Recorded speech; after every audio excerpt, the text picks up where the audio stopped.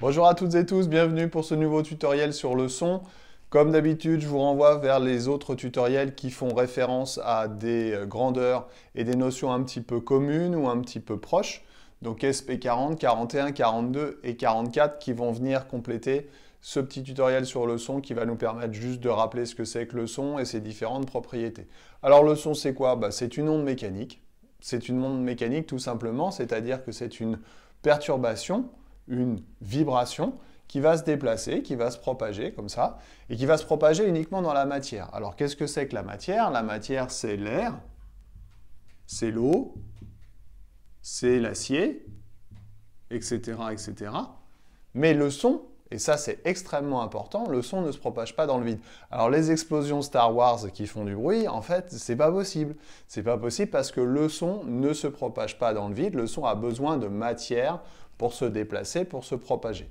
Quand je parle, mes cordes vocales vibrent, cette vibration va sortir de ma bouche, va mettre en vibration les petites molécules qui se trouvent dans l'air jusqu'à arriver à l'oreille, au tympan, qui est une membrane qui va vibrer elle aussi à son tour, et l'information va être ensuite traduite par le cerveau. Mais s'il n'y a pas d'air entre moi, l'émetteur, et le récepteur, eh ben, le son ne sera pas entendu.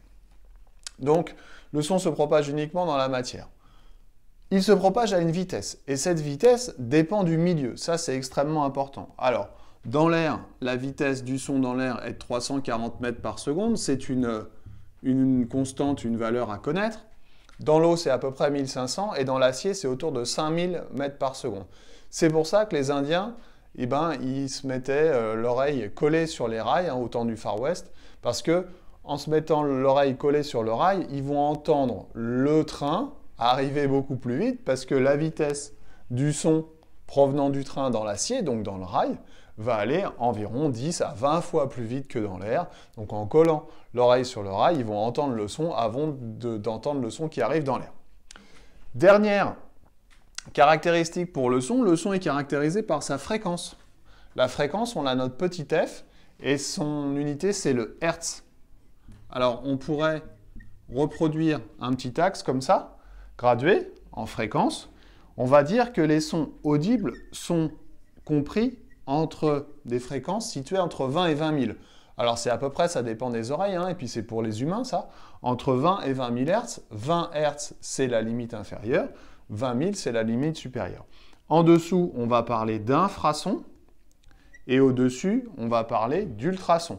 Donc des ultrasons sont des ondes qui ne sont pas audibles par l'homme, dont la fréquence est au-dessus de 20 000 Hz. Par contre, attention, si on est dans l'air, la vitesse des ultrasons sera la même que la vitesse des sons audibles. Voilà, j'espère que j'ai été clair. Je vous dis à bientôt pour un autre tuto. Laisse-moi t'aider vite fait, bien fait. Bye bye.